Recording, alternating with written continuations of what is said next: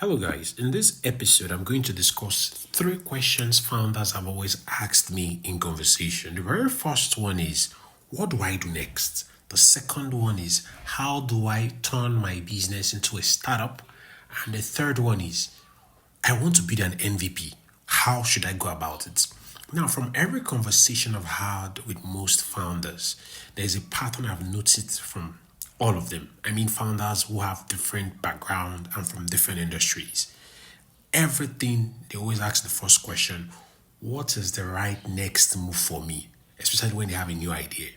So I'm going to strip away all the noise right now, and we're going to start with the first founder who is asking, what is the next step for me once they have an idea? I call this founder the idea stage founder. Now, this founder is usually overthinking for a very good reason, actually, because they've seen too many people build startups that failed, actually. Some people have launched startups into silence. You launch and there is no customer. So these kind of founders are hesitating because they've seen the pattern and they want to prevent it. They ask questions like, should I validate first? Should I build, and move very fast? Should I protect the idea first? So when I look at this pattern of questions from the idea stage founders, I notice something. They are basically asking an unasked question, which is, how do I avoid being wrong in public? And it's a very brilliant question because it is where lots of popular advice fail these kind of founders. Because once they ask this kind of question, everybody tells them go and validate first, go and speak to people. But the truth is, the kind of advice in the market really provides what I call low quality feedback, because it teaches founders to go and engage in low quality conversations that would bring polite feedback. You hear people telling you, after you speak to them, finish, they tell you things like, oh, this is something I want. This is nice. People are just being polite because there's nothing at stake. If you do your basic marketing 101, you know that marketing really, really happens when there's an exchange of goods and services, meaning somebody has paid for something. Do you think customers will tell you the truth when there is nothing at stake, when their money is not at stake, when their time is not at stake? The real signal you should be looking for to know if your idea is going to make money is not just from regular opinions. It will come from market behaviors. If I ask you right now, do you want to buy food from me? You will tell me, oh yes. But by the time I start asking you for money, you start creating excuses. Oh, I still have food at home. Because that is the moment you start telling me truly what I need to know. You cook for yourself, you still have food left. Buying from me is not a priority yet because you already have stuff stocked up. So here's the thing. This is a shift I've always seen work. And I think it's something I'm going to share with you guys, and you would use it to know if your idea is something people really pay for. Now, instead of asking people what they think about your idea, put them in a position where they have to choose. Do not just listen to what they say. Instead, observe what they are saying and their actions. Ask, will they give in time? Look at it. Are they giving you time? Do they follow up on this solution you are bringing for them? Do they commit to trying something, even if it is informally? Because if I'm going through a painful stuff that I need to be solved, if I have a toothache right now and you're telling me so and so will work, because I am in pain, I don't mind. Whatever you are providing, whether you are telling me to just use warm water and salt, I will try it out. Because the moment there is friction, the moment there is something at stake, even a small one, you start seeing what is called what? The truth. If people start creating excuses when you share ideas, it means the pain they are trying to solve or you are trying to solve for them is not strong enough. See, I believe most ideas do not fail because they are bad. In fact, when I've spoken to founders, I barely see a wrong idea. I barely see a bad idea. I just think they fail because the founder never got close enough to real user behavior. Like before they launch anything, they've not really understood what makes people want to pay. The hesitation, because your product is supposed to factor in every single hesitation. The reason why most of these products have different labels when you buy them is because they know people want to learn more. They want to learn more. If it's medication, they want to learn more about the dosage. But all these things only happen when they've done drug trials. They know what to expect. So they document all these things. For you, you do not know if your customers are the type that want to talk to you first before they make payment, so that you can factor it into your marketing process and systems. You do not know if your customers are the people who really like refund policies first, because the kind of money they're investing headfront is huge. If you do not speak to people and put them in a position where they have to choose, you will never ever, they will just be giving you political answers and polite feedback. Now, the second kind of founders I have spoken to are also the ones who really want to know things like, they are more focused on moving their business to a startup level, because they already have a business that is working for them. It's probably making revenue, they already have customers. Now, this kind of founders, I put them in the second category actually, and I think they're trying to make something interesting here. But I also do not want them to confuse language, because most of them already have a business that is working, so they want to switch it into a startup. But here's the thing: a startup is not just a business that grows, because everybody is looking. The reason most people are attracted to startups is because of the growth it brings. Instead, a startup is also a business that is designed to grow without increasing effort of the same rate. Let me give you a clear example I usually use. If we have two people selling buka or food by the roadside, the first lady is selling food to everybody. Every time she has to serve them, cook new food and serve them. Without her, the business will not work. She can't serve 100 plates without repeating 100 processes. You get it? For the second lady, instead, she learns everything she needs to learn, creates an app that does the ordering of the food, booking, connecting to a rider to deliver the food, and everything like that. She steps away, instead, ensures that other booker sellers register on the app. So if you want to eat amala today, just go on the app. You would never, but you can go on the app, 100 orders. If 100 people in the location want to eat amala today, the woman will not be there. She connects her customers to other booker sellers on the app. They take the amala, the delivery person, the dispatch rider takes the amala, delivers it to them. Everything happens on the app. She can take 1,000. You and I know that the first lady, on the other hand, if she needs to deliver amala, she needs to make them for 100 people. That's going to be a whole lot of stress. So are you seeing the difference between a business, a regular business, and a startup? The distinction matters actually. Startups are businesses that are designed to grow without increasing the effort at the same rate. And this is what scalability, that's what it's called. And that is why founders and investors are always interested in startups. They want to see that you already have a system that makes it grow without you putting too much effort. If 100,000 naira is what made me have 10,000 users, it means when I'm putting in 1 million, you should not multiply that amount. You get it? It's going to be a whole lot. Probably I'll be getting, lots of over 100,000 of users.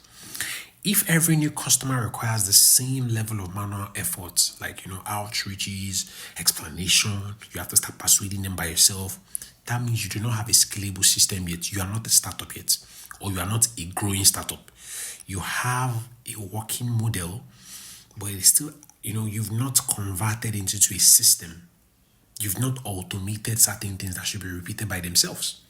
So what startups do differently is that they codify what works. For example, the lady that already has the booker, she knows how people want to order food. She knows the processes. She knows how to select menu. She knows all these things. She knows she has to put it into a delivery dispatch. She knows. So what she basically did was she just automated it. So what startups basically do is they take what used to work, like a conversation, the pitch, they take everything and the manual processes and they turn it into something that can be repeated. So if I know people want to firstly look at the rice, I show the menu, of course. If I know people probably want to know how many protein or meat or fish, I include that as well. They want it delivered to their house, I include the delivery dispatch person with the price. They want to haggle price, I also put negotiation of how many portions. All these things, because I have learned from the manual process, that is what I document with code that is building it. So for regular startups, that will probably be, you can have a landing page that converts. You now have a structured onboarding flow and a clear value proposition that does not need too much explanation. When people come, they already know what to expect. So when founders usually tell me, Francis, I want to scale, what I think they need is not more marketing. I strongly believe they need to identify what parts of their current business can be systemized and repeated without them being present. Some founders already have some partnerships that get them quick users, that make people see them easily, that make one user turn to 10 users. Some of you already have referral systems. Some of you already have ways people meet you. Some of you already have partnership with churches, with mosques, with schools, with, some of you in EdTech. You already have partnership with schools. As students are leaving WAEC, you are pulling them into your system and teaching them coding and teach them whatever it is. That is you knowing you've already started creating a distribution and growth system that makes the 100 users you currently have turn to 1,000 to 2,000. You just need to systemize it properly and repeat them without being present. Because until that happens, growth will always feel heavy for you. Do you get it? Now, for the third founders who are always asking me about MVPs, what it really means, how do they begin? Sadly, it is this stage I see most of them lose lots of money. Around November, I spoke with about 100 founders in an interview, and lots of them were willing to stake over millions, at least with 80 to 90 founders, total of them were willing to spend 120 million plus on projects that did not understand the scope. So when you hear that startups are losing lots of money, sometimes it's because of poor information access. So when we talk about MVP, everybody always hear that MVPs are smaller versions of product. That is the basic meaning. Minimum viable product. People always hear small version is the smallest. Yes, but you do not understand why it is the smallest version. See, the regular founder will rush to build an app. He will design a platform and launch something that looks complete, just, simplified. But the original intention of an MVP is not just about a product. It's about learning at the lowest possible cost. And you're not learning from the fresh ground. Take note, MVPs are translation of something that was already working before. A prototype is tested. You are now translating it into an MVP. That woman who built the Booker app, the food store app where people are coming to eat, remember, she has already tested it, known what people want, how people want it, and now she's building an MVP app on it. The problem with many founders is they are building an app, they've not tested any model, they don't have any prototype, they don't know anything that is working. That is why most MVPs fail and most MVPs plug in too many features, because if you've not spoken to a customer, how will you know the customer does not like it? Okay, in a community that is mostly Yorubas or a specific ethnic group, or maybe Igbos, there are certain kind of meals you want to prioritize. You get it? There are certain kind of meals you want to prioritize for the populace. How would you know those meals if you've not spoken to them? So you basically start partnership with food sellers, put them on the app, and people come on the app, they don't see the food, they leave you alone. How will you know that you need to have delivery at a certain strategic time if you do not know your customers? So it is about learning at the least lowest possible cost. The question an MVP is supposed to help you answer is very specific. What is the minimum I need to put in front of someone to learn if this creates real value? You get it? If I'm boasting that I'm going to help somebody solve their toothache problem, that person is in pain right there. So if I want to really make the person trust me, I need to show them that I can even do what is called a temporary relief solution for them. What can they use right now to manage it? They cannot be waiting for me to take them to a dentist. You get it? So the dentist is the big solution. Right now, MVP is temporary, meaning, what can I do right now to make this guy feel better? So, and in many cases, that answer is not always software. It can actually be manually you will deliver the solution to them. I just told you temporary problem and temporary solution. It can be that you structure a simple offer to these guys. It can even be that you guide the user through the process without automation. I have told founders lots of times, especially those that are very budget conscious, that it's okay to manually test a solution. Be the product. If I'm building an accounting software, as an accountant, I am the guy. I am the first solution and the software. I am the guy people should come to. I'll help them solve their problem first. learn every lesson I want to learn. Don't worry, later, if you have issues learning and knowing what I mean by learning, because if you do not learn these lessons and you do not translate these lessons into your product, you will spend big money. You will have a product that does not speak to anybody because you, the founder, has either not spoken to people or you've not applied what you spoke into a product. See, what you are building is not just a regular thing. You are building something that people will use and learn from. So you should be testing things like willingness to pay, urgency, perceived value. Once you are able to, clearly establish these things, solutions and the outcomes you're expecting will become more precise, and people will know that this is what I'm paying for. If I have tested already, I'm selling the software that costs people 500,000 naira per year. Of course, I know from experience that people do not just want me to put everything online and expect them to pay. At some point in time, they're expecting to speak to a consultant. They're expecting serious testimonials from other companies that have used my software.